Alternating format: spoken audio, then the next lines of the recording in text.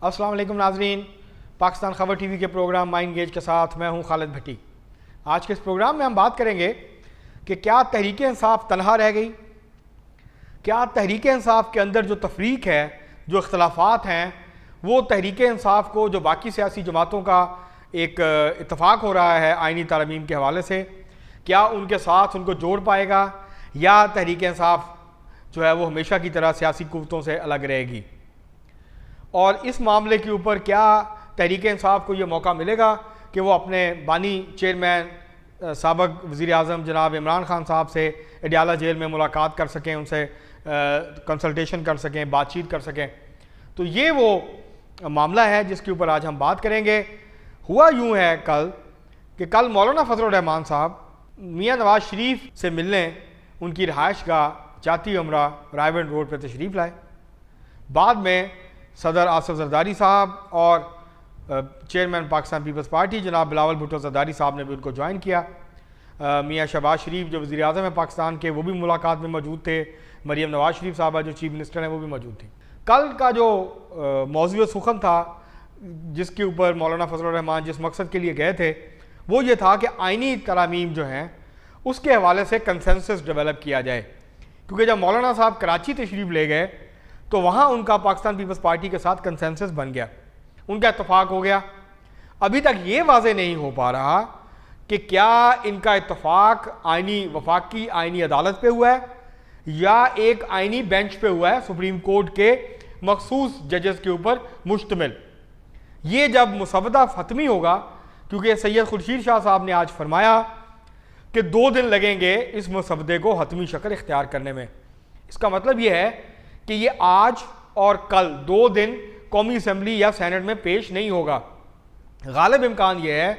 कि ये हफ्ते को या इतवार को कौमी असम्बली या सेनेट में से किसी एक में या दोनों के अंदर पेश होगा। अलबत्ता सेनेट और कौमी असम्बली के इजलास बुला लिए गए हैं।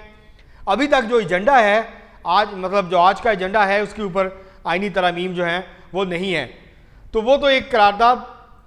पेश होगी, अक्सरियत अगर कहेगी, इजाज़त देगी तो वो पेश कर दी जाएंगी।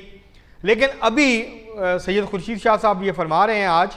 कि 2 दिन मज़ीद लगेंगे इस मुसवदे को हतमी शक्ल इख्तियार करने में। और जब तक ये मुसवदा हतमी शक्ल इख्तियार नहीं करता तब तक ये नहीं कहा जा सकता कि असल में जो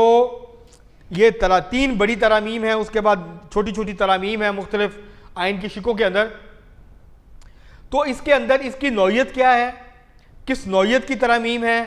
क्या वफाकी आइनी अदालत बनेगी, आइनी बेंच बनेगा,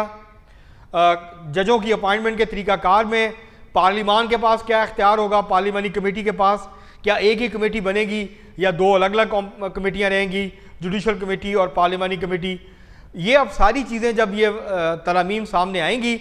तो उस पर पता चलेगा। इसी तरह ये भी अभी वाज़ेह नहीं हुआ कि सुप्रीम कोर्ट के चीफ जस्टिस की तैनाती के लिए, जिस तरह आर्मी चीफ की तैनाती के लिए एक पैनल आता है 3 या 5 सीनियर जर्नल्स का, क्या इस तरह से सीनियर तरीन जो 5 या 3 जर्नल जजेस होंगे सुप्रीम कोर्ट के, उनका पैनल आएगा और उसमें से जो कमेटी है वो किसी एक को चुन लेगी। तो अब ये देखना होगा कि ये इसके अंदर हतमी तौर पर क्या चीज़ें तय होती हैं, क्योंकि जब तक मुसवदा वफाकी काबीना में पेश नहीं होता, वहाँ से मंजूर नहीं होता और कौमी असम्बली या सेनेट में टेबल नहीं होता, तब तक कुछ भी कहना कबल अज़ वक्त है कि किन चीज़ों के ऊपर इत्तफाक हुआ है। लेकिन कल जो मीडिया के साथ टॉक की मौलाना फजलुर रहमान साहब ने, इसहाक डार साहब ने और बिलावल भुट्टो जरदारी साहब ने, उसमें उन्होंने ये कहा कि जहाँ तक अदालती इस्लाहात का ताल्लुक है, अदालती तरामीम का ताल्लुक है, तो उस पर तीनों सियासी जमातों के दरमियान इत्तफाक हो चुका। अब जो मसला बना हुआ है वो ये बना हुआ है, एक तो ये मसला बना हुआ है कि MKM ने अपना मसवदा पेश किया तरामीम का और वो ये चाहते हैं कि 140A जो है उसकी वजाहत कर दी जाए और जो बल्दियाती इंतखाबात हैं उनकी मुद्दत मुकर्रर करके कि ये 4 साल के लिए होंगे। तो जिस तरह मैंडेटरी है कौमी असम्बली का इलेक्शन, सूबाई असम्बलियों के इलेक्शन, उसकी मुद्दत मखसूस है, इसी तरह लोकल गवर्नमेंट सिस्टम जो है उसकी मियाद मुकर्रर कर दी जाए और उसको आइनी ऑब्लिगेशन बना दिया जाए कि हर सूरत में, क्योंकि अब ये होता है कि जब मुद्दत पूरी हो जाती है तो साल, 2 साल, 3 साल तक भी, मतलब पंजाब में 7 साल से कोई बल्दियाती निज़ाम मौजूद नहीं है और पंजाब बग़ैर इलेक्टेड बलदियाती नुमाइंदों के जो बलदियाती इदारे हैं उनको एडमिनिस्ट्रेटर्स के ज़रिए, ब्यूरोक्रेट्स के ज़रिए चलाया जा रहा है। तो ये सूरत हाल पैदा ना हो और लोग मकामी सतह के ऊपर जमहूरियत मजबूत हो, लोगों के मुंतखब नुमाइंदे जो हैं उनके मसाइल हल करने की कोशिश करें, उनके पास इख्तियारात हों, इंतज़ामी भी हों, मालियाती भी हों, ताकि वो लोगों की मकामी सतह के ऊपर जो मसाइल हैं उनको हल कर सकें। तो ऐसा MKM ये चाहती है। इसी तरह जो अवामी नेशनल पार्टी है वो ये चाहती है कि खैबर पख्तूनख्वा का नाम जो है वो पख्तूनख्वा कर दिया जाए। जो MNAs हैं कुछ लोग हैं वो ये चाहते हैं, हज़ारा से जिनका ताल्लुक़ है, कि हज़ारा सूबा जो है उसको भी इसके ज़रिए अब ये बना दिया जाए। अब ये तय किया जाएगा कि क्या ये तरमीम जो 26वीं आईनी तरमीम है, क्या ये सिर्फ अदलिया के मुतल्लिका होगी या इसमें दीगर चीज़ों जो हैं उनको भी शामिल किया जाएगा। अब जहाँ तक ताल्लुक़ है इस बात का कि क्या तहरीक इंसाफ तनहा रह जाएगी, क्योंकि मौलाना फजलुर रहमान साहब ने 2 दिन का वक्त लिया है। जो कल बड़ों का मीटिंग थी, बड़ों का इजलास था, उसमें मौलाना फजलुर रहमान साहब ने कहा कि हमारा कंसेंसस तो हो गया, अब मुझे आप 2 दिन दें, मुझे टाइम दें, मैं तहरीक इंसाफ की क़यादत से मिलता हूँ इस्लामाबाद में। आज उनकी मुलाकात मुतवक्को है, मैं उनसे मिलता हूँ और उनको भी ऑन बोर्ड लेने की कोशिश करता हूँ, उनको भी जो है वो राज़ी करने की कोशिश करता हूँ। अब ये देखना होगा कि क्या मौलाना फजलुर रहमान साहब तहरीक इंसाफ को मना पाएंगे, राज़ी कर पाएंगे, या तहरीक इंसाफ जिसने के मौलाना फजलुर रहमान साहब से मुलाकात से पहले ही जो है वो जुमे वाले दिन मुल्कगीर एहतजाज की कॉल दे दी है और एहतजाज वो कर रहे हैं मुजवज़ा आइनी तरमीम के ख़िलाफ़। और तहरीक इंसाफ कोशिश कर रही है, हामिद खान साहब का जो वकला का ग्रुप है वो कोशिश कर रहा है कि एक नई वकला तहरीक जो है उसको खड़ा किया जाए,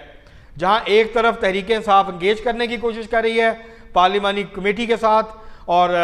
दीगर सियासी जमातों के साथ, वहीं पर वो अपना जो उसका तुरा इम्तियाज़ है तहरीक इंसाफ का एहतजाज सड़कें,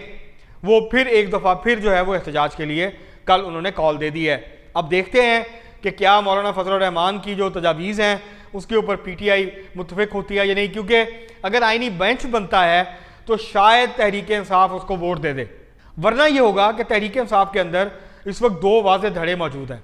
तकसीम मौजूद है। कुछ मेंबरान पार्लियामेंट और सैनेट ये चाहते हैं कि वो ये जो तरामीम है